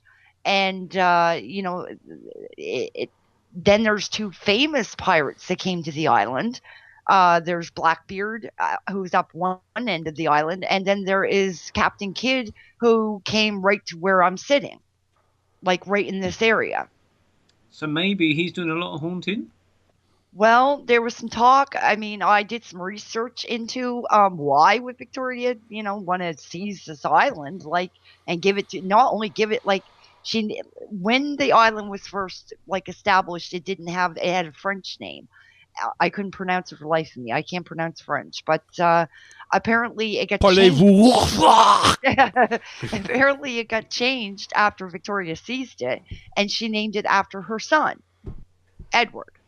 Prince Edward. As you do, yeah. And I kind of questioned this, and I'm like, what was so, why would she seize this island? What was so important about this island that she needed to seize it and give it to her son? So I started looking into it. I found both King Edward and Prince Edward on the Masonry list as members. And now they're coming out with the Captain Kidd possibly being a Masonry who made off with the Holy Grail. He was the only one successful enough to carry it. So there's questions as to whether the Holy Grail is actually buried on the island. And if it is, where is it? Well, I have a good idea where it is, but I'm kind of weary of telling people because that'd be the last thing I need is, all these people showing up to dig up the land, when they're not supposed to, I guess. And well, that's if you do believe the Holy Grail was a physical chalice. I don't believe it was a physical chalice. No, I believe it was documents to people that are ancestries of Christ. That's what I believe. Because, there's so much info that was put out to prove. The chalice is actually sitting in a museum. They had it out. They tested it. They did all kinds of. It did nothing. Nothing. But yet they're still chasing the Holy Grail. So, it makes only sense that it'd be documents. What was scary about it is I decided, when Dan Brown come out with it all, and then another author on top of it already had stuff out on it, and then more come out with it. I thought, hey, let's go look in our background and see what's there, I kind of wish in a way I probably shouldn't have. Because, my father's family, my father's mother's family, who's British, goes right straight back to King David. And King David was cousins to Jesus. So that's still the blood. It's still the ancestry. And I'm thinking, oh, well, anybody would find the freaking Holy Grail. It would be me, right? But it's speculation, yes. But what I'm saying is if I brought, everybody's been wanting me to bring out this case, but I'm kind of fearful because I'm the only one on the island and the authority, the mayor knows it and, the media knows it and that does this type of research, I guess. And if we get baited by a bunch of treasure hunters, it's going to be my fault. You know what I mean? Be great. Yeah, Rosalind, you invited those ones down in here, Great tourism, though. Yeah. Well, hey, I can up the tourism. I told them that I can up it, but as long as you get a cut of it, cut of all the profits that come in. Sure. You're not supposed to be digging down. Okay, we have a area downtown right off of the boardwalk. Victoria's Boardwalk, they call it, Victoria Boardwalk, known as Dead Man's Pond. Now, there's a legend in the native about it. It's supposed to be some evil native spirit lives in the pond, and if you get too close, it comes up at you. I've been down all around that, and nothing happened. I didn't feel nothing. I didn't pick up eeriness. That's about it. The pond is in the middle of 3 adjoining paths. 3 adjoining paths in the woods. We had this kind of thing as a kid where I lived, and they call it half-hour pond, and you walk around it 3 times at midnight, supposedly, and a hand comes out and drags you in, Yeah. And these stories go around these ponds, but no one's ever come out of them. Well, I kind of question it because I'm thinking, okay, Dead Man's Pond, such a name, symbolism, dead man goes back to pirates. Then I thought, okay, natives usually base their legends not necessarily on supernatural. To them, if they saw a person that looked really, really bad looking, I guess, torn clothes or worn out clothes and carrying a blade or carrying a sword and probably, a bag that looks like it has a dead body in it. And, he doesn't look very, very nice and he smells terrible. They're going to call him evil. He'd be an evil spirit. And I'm thinking pirate, maybe? Maybe they saw him coming off the ship because that's where the ships used to come in. It's down on the boardwalk. On a slightly different note, and a completely different direction, have you had any encounters with UFOs or actual ETs, be them greys, reptilian? Can you explain a little bit? Because I'm always interested with the correlation between the ET and the spirit world. I'm not exactly sure how this even came about, but I was in my bedroom and I was writing. And I started to hear stuff in the house. Everything's quiet. I know my house when it's quiet. I know the sounds in it. There was nobody in here but me. And this was way before I even got my cat. So it wasn't an animal. I was just hearing stuff. And I was like, okay, I'm kind of curious. So I get up and, search around. And I was coming in my studio. I only had the hall light on. So it kind of lit up inside the studio so I could see. The table I'm sitting at, which faces outside, it faces my neighbor's house. I stepped up to it to roll a smoke, and I see this flaming, so red, it's orange ball, it was so red it was flaming ball hovering above my neighbor's roof. I grabbed the video camera. I got it on video as it was moving. I didn't get it when it was sitting still. I got it as it started to move diagonally from his rooftop to my rooftop. I ran down the stairs. Like you can see in the video, I'm trucking her down the stairs. I wouldn't even fall down the stairs, but I got down the stairs. I got my video camera out the friggin' window at the bottom of the stairs, and I caught a panel of it, or I caught a piece of it, I guess, as it made a right-hand turn. I ran outside, but as I got outside, I went to lift the video camera up. It was gone. So yes, I did see one. And have you seen kind of like UFO lights in the sky as well? I've seen strange stuff in the sky. I don't know if they're UFO lights, but there was some strangeness, I guess. And I decided to follow it wherever it went. So what I did was I hauled up on the Google Maps the area for which it flew off, and it brought me to, now this is hard to explain, I live in what's called a village. Even though it's a subdivision, they call it the village, and I questioned that. Many said, why do they call it the village? Apparently there's some trails that go along the village. Now these are just, the ones that go along the village are just narrow little trails that kind of are in between houses that are built, but the other trails at the top of my road are they go to a actual old, like they're called the old trails before they made the new hiking trails. So these old trails actually lead off into the new hiking trails. These old trails were covered at one time, and the storms that we've had on the island kind of uprooted them, and people decided to bring them back by walking them down and making them back into the actual old trails. It went in that direction. So I took to the old trails, and I figured I'll get something out of it or I don't get something out of it. I went 6 times, and I was getting all kinds of stuff out of it, stuff I couldn't explain, time warping, sounds that weren't supposed to be there, things freaking, some bat-like creature come out. I never got that on video, though, and if I did, it's too dark to see it, but it was there. I followed that for a long time. I even did the trail on my own, and I know something was there. I don't have any fear. I don't have the only phobia I have, well, is spiders, and I pretty much get over that. I don't have a fear of woods. I grew up around woods. You know, you think that your parents who, you grew up on the old Grimm of why you should not go in the woods, at dark or whatever, it's meant to scare kids, but my parents were the other way around. It was like, hey, somebody's got to go get the firewood. Somebody's got to go get the berries, push me into the woods. But I learned the woods. And, I grew up with a family full of hunters too. So, like, they taught me the woods. I don't have a fear of woods. When I got down into these trails, I started to get right off the bat, which is unusual for me. The flight or flee, I guess, response they call it, where you want to just turn around and run, And I'm like, hey, why am I getting that? So I started to go down a little bit further in, and the wind picked up.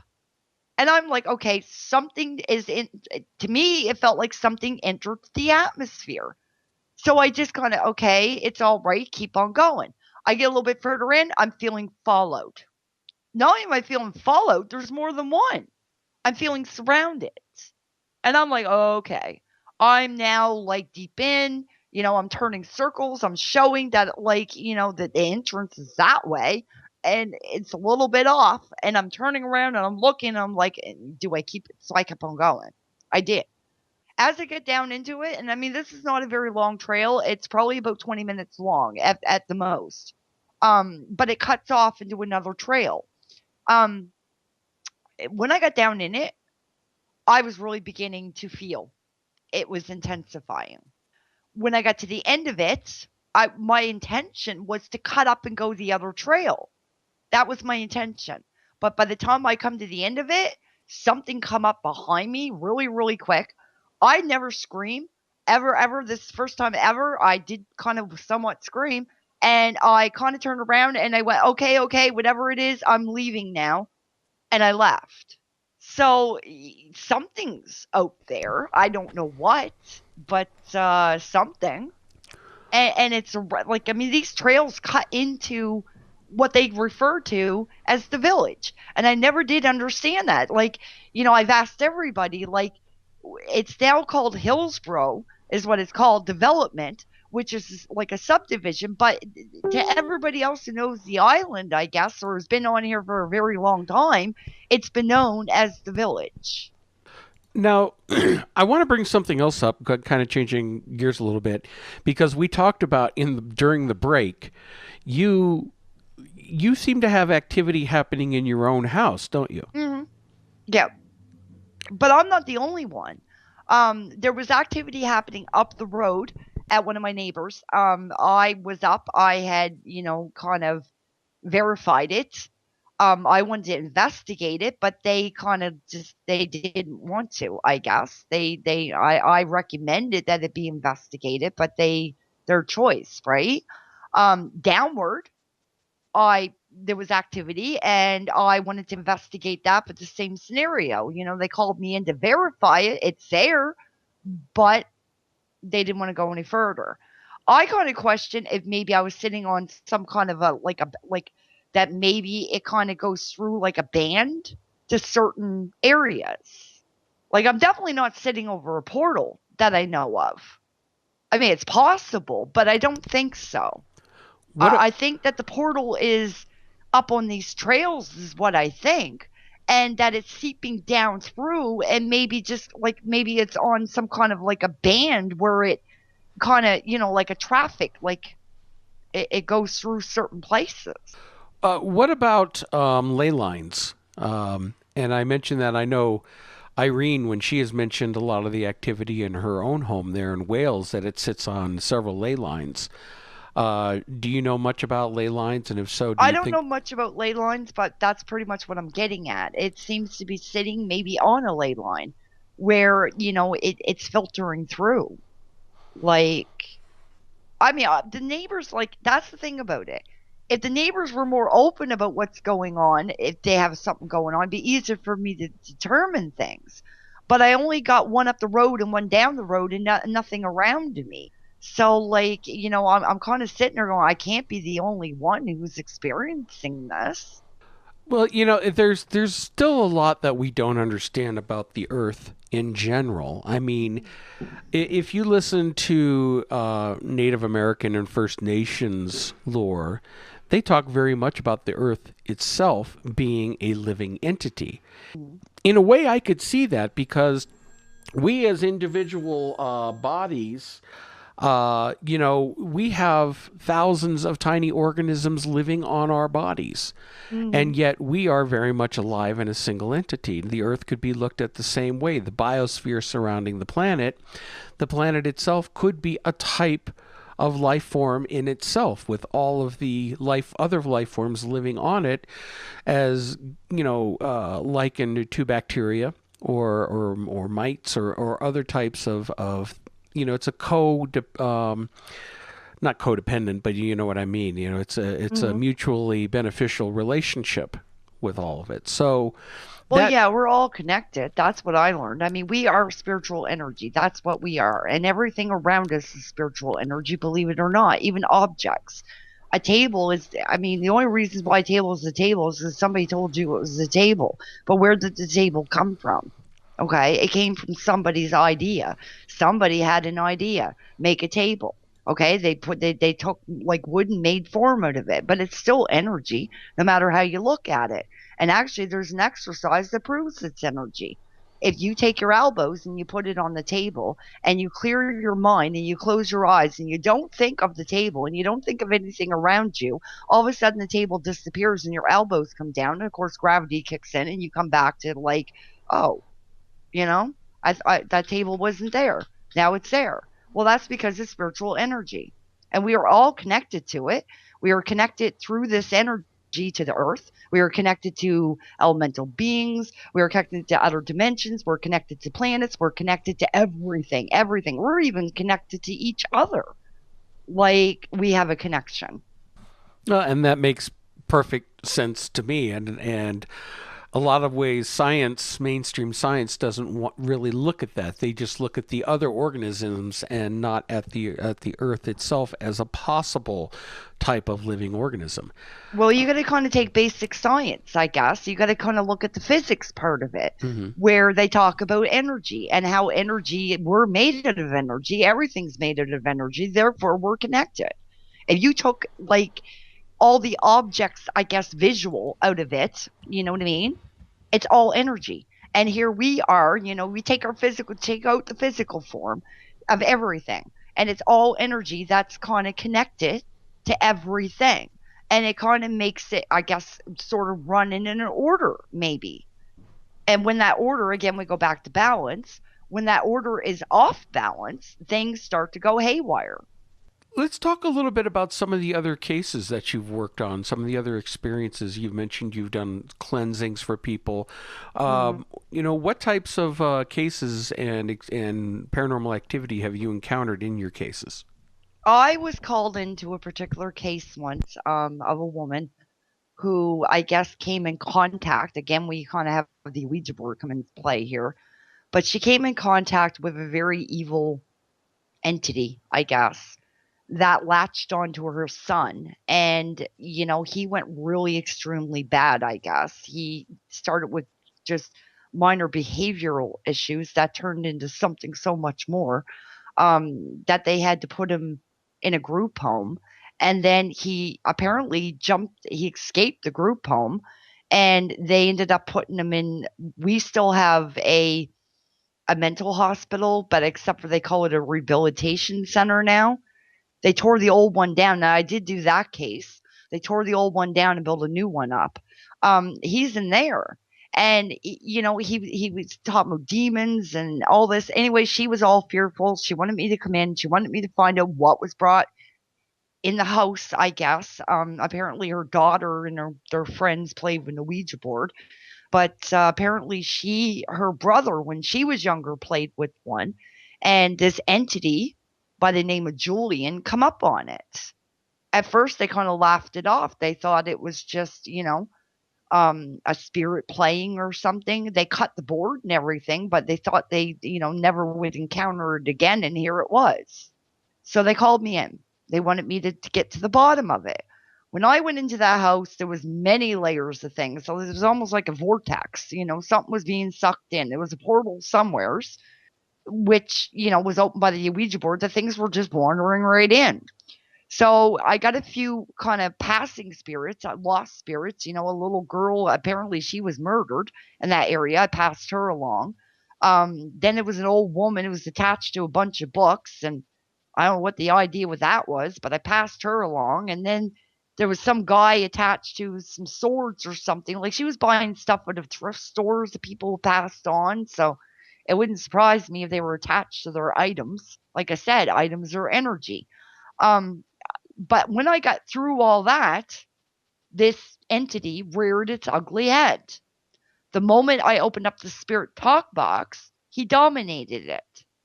And when I questioned him who he was, now I knew nothing about this Julian. She didn't say the name. She only told me that there was something in the house. So she's sitting beside me, and, I asked its name. And at first it was reluctant to give it to me, and I thought, oh, great, wonderful. So I do what I don't highly recommend anybody do unless they're skilled.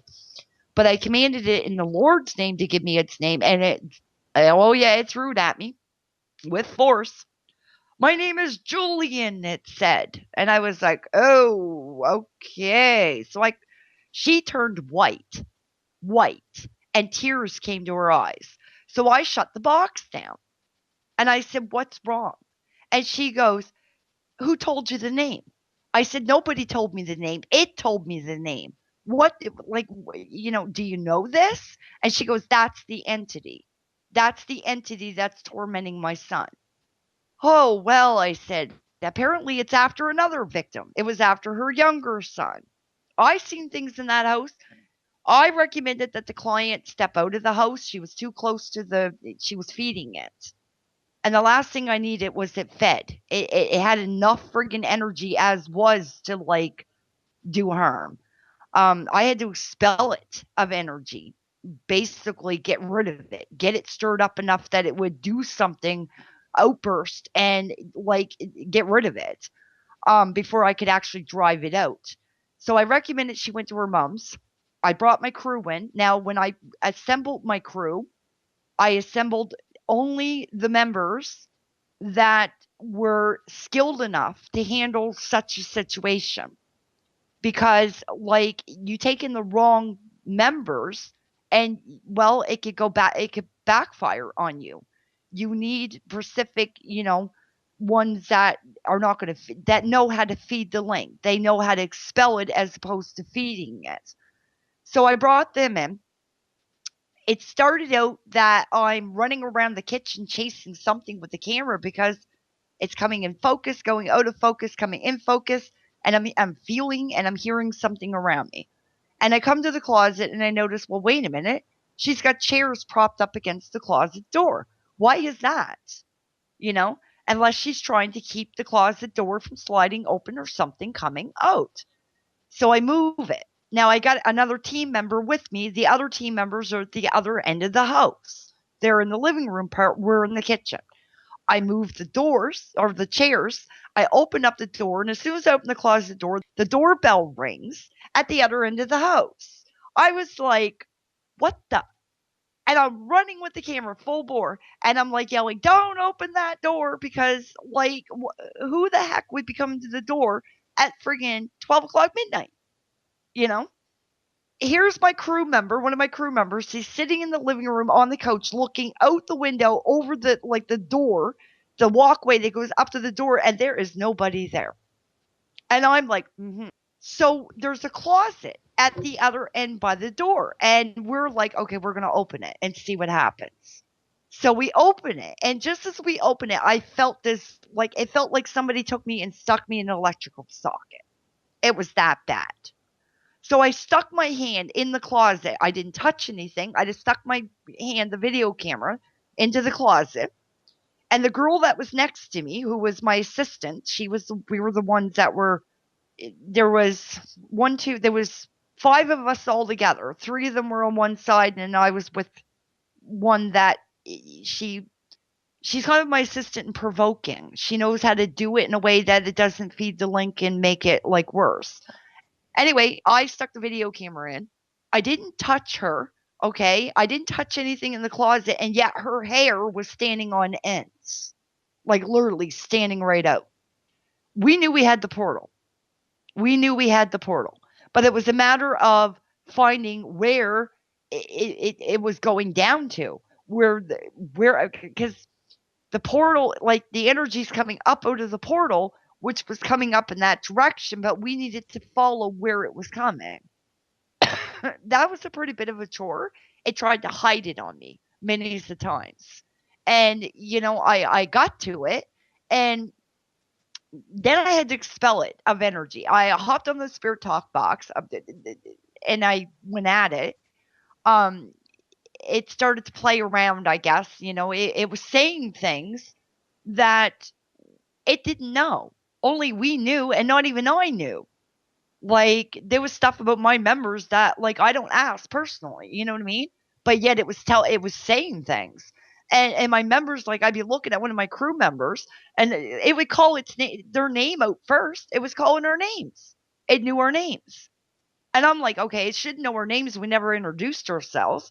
But yet it would call her name, and it would say something in regards to something that only, like, that person knew. So it was really trippy. The bathroom, I went in the bathroom, and I was getting a sense something was in the bathroom with me. Never ever turn out the lights when you're, like, sitting on the back, should scope everything out first before you do that. But I wanted to see if I was just me or what, No, something was in there with me. I didn't say anything to the other crew members, decided not to tell them. One other crew member went to the bathroom. She kind of had an odd look on her face when she came out, and she mentioned it. But I dragged her away from the other members so they didn't hear. And I told her, well, one more member goes in there and they experience something, then we know that there's something in there. One of my members come flying out of the bathroom. He was terrified. Well, I wouldn't say terrified. He was startled. He was standing using the bathroom, and a hand fell on his shoulder when he was using it. So, yeah, I got rid of it. I expelled it. Go on. So how regular do you think these kind of events are within, like, normal society? Because I get a suspicion and a feeling that we obviously hear of things like the Connecticut haunting and the Enfield haunting, and those are like the big cases.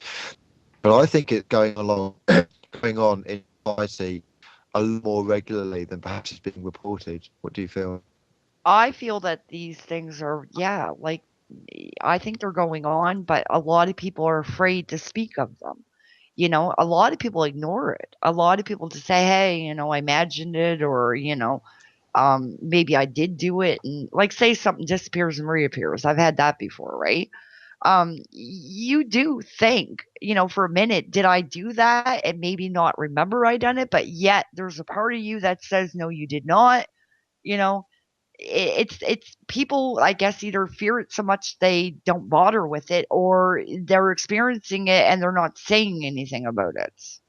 I'm wondering how prevalent it might be in, for instance, religious household, where they would not want the attention, they would not want their fellow religious people knowing about it, and maybe find it quite hard to deal with. Well, we still have that taboo amongst society. As much as the paranormal is now out in the open, thanks to the, I'll call them the icons, I guess, the public figures that jumped on their TV cameras and decided to bring it forth. It's out, but there's still a taboo to it. There's still that, like, I grew up with it, that if you even mention ghosts, demons, aliens, interdimensional beings, elementals and paranormal activity and things, doing this and that, you're a devil worshiper, or you're doing devil's work, or you're doing something you shouldn't. You're sitting in the middle of your floor playing with Ouija boards, or you're, like, drawing out inverted pentagrams on your floor and bringing up demons. I got accused of all of it, and I wasn't doing any of it. But anyways, I study it, I know it, but only to know it so that I know what's going on. Because, like, if I walk in a client's home and they did something, and say, they decide, I'll summon up a demon in the middle of the basement, and they don't tell me of it, I need to know. I need to be able to scope that out. I need to know what I'm looking for. So if I go into somebody's basement and I see these weird markings, You know what I mean? And it's because they tried to erase it or something. Then I know what I'm looking at. What advice would you have for people who want to work with the paranormal, or should I say the psychic side of things, but they want to work on the light side of things? They don't the dark spooky stuff, because I personally believe we've all got a gift of some kind, some kind of psychic intuition, and I wouldn't want this show, for instance, to put people off in connection with genuinely higher spirits or higher dimensions or wisdom. So if anything, you want to push towards it. because because what I'd like to do is open people up to the higher side, the light side, the wisdom side. Also, you've got to be with the dark as well. But what kind of protection can you put in place, and how can you discern between the light I and the highly dark? recommend that anybody I don't shun that they should, like explore it. They should get closer to wisdom and closer to the light beings and closer to knowing their abilities. And because I believe that can help. Not knowing your abilities and shunning your abilities can cause more harm than good. Then you get poltergeist. Your abilities are coming back at you. Unchanneled energy is coming back at you. I don't know what's far worse. You know what I mean? Dealing with an entity or dealing with like backlash of abilities. I highly recommend they do their homework, for one. I highly recommend that they get to know their abilities, that they work with them, that they don't fear them, because fear is the worst you can do. Going, into any of it, I recommend that they wear a protection talisman, such as a necklace that has, whether it's imbued with a guardian angel or imbued with a spirit guide or imbued by a belief, but something as protection, that they do not go in this without protection. Have you heard of a guy called Daryl Ankar, and his channels are being called Bashar? No, I haven't. Okay, so it's quite interesting. Maybe kind of like Google it later on, but he's a guy in America, and the kind of the being that he channels apparently is like a future extraterrestrial grey, but it's of the positive kind. Okay. And the information is quite interesting and quite kind of insightful. Well, that's the same as me. I mean, a lot of people thought that I was like totally like out of my mind, I guess, for working with elementals such as jinns. I work with two of them actually, and they're fire elements. And people were like, "Oh, those things are evil," and those things. No, they're not. They're only evil if you feed them evil. They're protectors. They're warriors.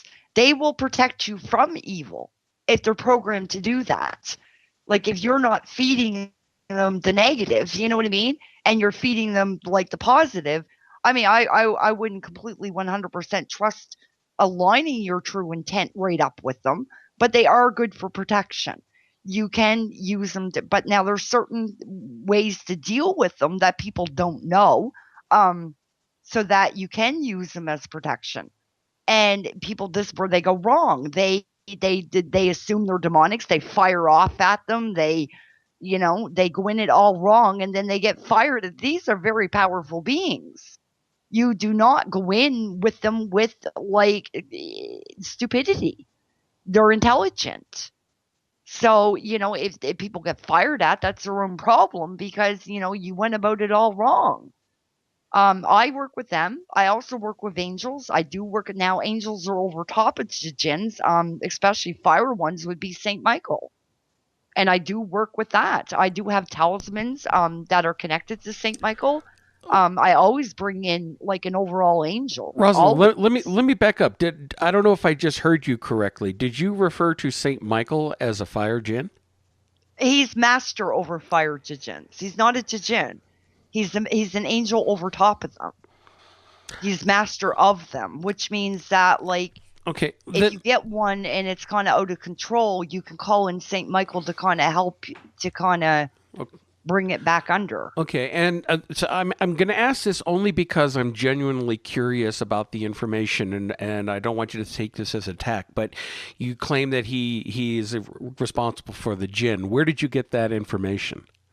he's not really responsible for the Tijin. He's just master over the Tijin, which means that he would be the angel you would call in if the Tijin gets out of control, because he's connected to the fire elements. Like Saint Michael is south. That's fire. And it's interesting it was interesting you were talking about them being programmed. It's almost like, do you believe they're kind of like running programs from source, that their job is to carry out kind of like the will of soul beings, and maybe they don't have a soul as such, they're just like a running program in a strange way, a bit like the Matrix. Exactly. That's what I've come up on with them. The thing was, when they first came out, nobody knew anything about them. People weren't giving out their info, and I can understand why people weren't giving out their info. The moment they stepped out with it, everybody screamed, "Oh, it's a demon! It's a demon! It's a demon! Don't. It's an elemental. It's an elemental, and without elementals, we have nothing." You think about it. Everything runs on elemental. We need water to drink and cleanse and bathe. We need fire to keep warm. We need earth to grow. We need friggin' air to breathe. So what happens if you pissed off these things? They are very capable of drying up your water. They're very capable of not making things grow in the earth, because there are many different types besides fire. There's earth, water, and air ones. And air can make friggin' air very harsh to breathe. And fire could go on a rampage. And what are you going to put it out with? Absolutely nothing. So I don't think hitting these things with, "Oh, you're a demon," is a very smart idea. I got to know them. I researched it. I wrote a book on it. I do have a book on it. I had my first encounter with one, actually. They are powerful elemental beings that practitioners, I guess, of that dreaded word, witchcraft, use on a regular basis to do cleansings and banishings and trapping and protection with. I ran across one because it was two dabblers who didn't know how to use the power, I guess, had called it up or summoned it up. It was a fire one, and they were misusing it. And I got called in to fix the situation, and that's when I ran up against it. So I started to learn more about it, because I just knew when I opened communication with this thing. At first I assumed I was dealing with a child spirit at first. Around on me real quick. I wasn't. Then I thought, am I dealing with a demonic maybe? I just wasn't sure. So I fired up the spirit box and called forth whatever it was. And this man come across, a man's voice, and I said to him, "What's your name?" And at first he wouldn't tell me it. He was kind of reluctant. So I thought, okay, here we go. And I'm like, don't highly recommend this unless you're skilled, unless you're brave enough, skilled enough to do this. In the name of the Lord, tell me your name. "My name is David," he yelled. And I'm like, okay, all right, let's, So then I kind of got curious. I didn't go right at him again. I broke the communication. I had all the equipment set up. He was floating around the room. I noticed that, I had a spirit detector that beeps. It goes off when the spirit's in the room. It would be going off in different points of the room. It was almost as if it was here, there, and everywhere was in the room. It was moving. So I thought that was kind of strange. And, I kind of came back and I fired up the spirit box again, the talk box. And I said, "Okay, David, in the name of the Lord, his name, what are you?" And he screamed, "I'm Tijin," he says. So I cut the spirit talk box. I went to the internet. I said, I got to look up some things on this. I did find some stuff with King Solomon. Apparently King Solomon, he worked with these beings to bring Jesus, I guess, the info they needed on demons. It was like they were protectors. They were programmed to protect against, when King Solomon brought up the demon, the power and the influence of the demon is what I got. So I was like, okay, something's going on here. So I kind of questioned the client a bit, but she was reluctant to get, and then I figured it out that she was playing with something she shouldn't have been playing with. And I told her straight out, either you learn what it is you're playing with, because it's not a game, okay? Or you ditch it, one or the two, because you have something in your house that is beyond comprehension. And if you don't friggin' use it wisely, it's going to backfire big time. So I went back into it. I had a pretty interesting conversation with this Jin. He, at the end of it, had me singing my questions, singing them. Are you sure he wasn't messing with you? Well, at first I thought he was, but no, but everything he was saying was dead on. Why did he get you to sing them? What's the purpose of the singing? Just the way they are, I guess, just... If you want the answer, I guess you got to sing the question. But, well, in a sort of a sense, I guess, I'm playing along with it, so to speak. I really didn't have to, but I really didn't have to. But I figured, if I'm going to get anything out of it, I might as well do it, So I did. I can't sing worth a shit. But anyways, it was interesting. It was very interesting. But then I learned, how to better kind of, I learned you can contain them, and I learned that you can send them a packing back to the realm. You can do that. Or you can, depending on what you got, I guess. I wouldn't keep an evil one, that's for sure. But this one wasn't evil. He wasn't, I kind of brought that up, I guess, as the question. I really was kind of curious. And, he ducked and dodged it at first, but then I kind of made him kind of tell me it, and he just kind of threw at me neither nor when I asked. But I was like, okay, well, that. Well, let me ask then these jinn that you work with. How did you originally get in touch with them? How did they start working with you? I really don't know, because, I was called in on a case that I was assuming was either a negative entity, a demonic, or a child. And this is what I got. And then I thought, okay, well, that makes perfect sense. This practitioner, there was two of them, two female practitioners, were playing with something they had no comprehension of what they were playing with. And of course, elements are all part of it. So they ended up calling in this elemental, a fire element at that they had no idea. They just saw, oh, I can use it to do whatever I want, but that's not how it works. Like, you can't do that. So, I had to come in and fix the situation. For one, I didn't want it to get out of hand because they can turn it evil. They could expect things out of it that it can't do, and, then it's just going to wreak havoc on them. Just because, they're intelligent beings. So if you go in with stupidity, which is what that was, you know what I mean? They're going to say, hey, there you go. You're not very intelligent. You're kind of a fool, and I'm going to play you like one.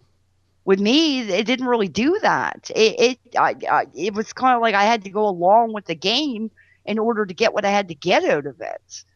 But after that, it was kind of like, oh, okay, well, a better understanding, I guess. So I went looking for info, and I found out what the issue was, is that people were afraid to bring out the info on them because, oh, it's a demon, and it's not. They're connected to the demonic realm, but they're not demonics. They're elemental beings, much like fairies. They're more connected to the fairy realm than they are anything else.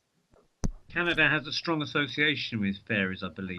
Yep. The ancestry. But they do with the fairy realm has a strong association with the angelic realm. They're all the same. So that makes sense that they would have a master angel over top. He didn't create them. Like, obviously something bigger than us created them. They're created out of smoke and fire, I guess. But he didn't create them. He just masters over them, which means that when he comes in, if you bring him into play, it kind of puts a barrier between you and them as to how much they can reap on you, like how much havoc they can, if they can, like, to what they're gonna, if they're gonna do something, so to speak. As we've only got a few minutes left, do you want to tell us about where your plans lie for 2017 and what kind of direction you're going to try and take your paranormal info? Or are you just going to let things develop or unfold maybe as they might naturally do so? I think I'm going to let things develop and unfold the way they are. I kind of not the person to plan anything. I'm spontaneous, I guess. I kind of go, kind of on whim, where, whatever comes up is where, it's going. And sometimes, doing it that way, kind of one thing leads to another. And it's pretty an interesting journey. I kind of felt that if I planned it all out, what fun would it be? You know what I mean? Well, that's true of any kind of profession or interest, I guess. I guess, a lot of us have ambitions to think, oh, I want to do this, or I want to try and research that, or write a book. Is there any plans to write a book again or anything like that? I'm still working on the books that I got. Like I said, I got one on the Jin. I got many books. I got like 10 fictional novels, and I probably got about maybe 23 non-fictional novels or non-fictional books. One book is highly important. It's called The Universal Balance. This is where I kind of get into detail about spiritual energy and different, how to cleanse out the negative, how to bring in the positive, how to get rid of, objects that were used in negative sort of thing, or something that's housing a negative, how to do that, how to banish, I think this is important. I think people need to know this. I think that if people had this info, then it would make it easier on me and everybody else to have to run to their house to, take care of the issue. You mean kind of like haunted objects, you mean? Yeah, such as in haunted dolls, such as in haunted trinkets, mirrors that are kind of like haywire because they are portals, like objects that are haunted by something like not good. Like I pretty much lay out how you contain and rid of it. Well, Rosalind, we've come to the end of the show. One other question real quick. Your magazine, the Paranormal View magazine, how can people view that? It's online. It will be online. I just put it, I just got the website done. I'm putting in the contents here soon. It will have articles written on, different legends, I guess, such as, I'm working on the Japan suicide forest one. That will be going up on it. There'll be many different things on it, I guess. And then hopefully, I'm hoping that I can get the other books and projects squared away so I can bring it down and make the magazine do an actual e-zine that people can buy. Okay, great. Well, Rosalind, thank you very much for coming on the show tonight. This really has been a fascinating discussion. Thank you. Neil and Andy, thank you very much for you guys coming on as well. And just want to throw out a reminder to everybody that you can now listen to Paranormal UK Radio 24 hours a day using the TuneIn Radio app or even the TalkStream Live app. So tune in, and then of course our new shows are every Wednesday night. Plus we have the Paranormal UK Radio Network that is in the works with more shows coming your way with other great hosts. So stay tuned for that. Thank you everybody for listening to this edition of Paranormal UK Radio, and we'll catch you all next week. Guys, have a great evening.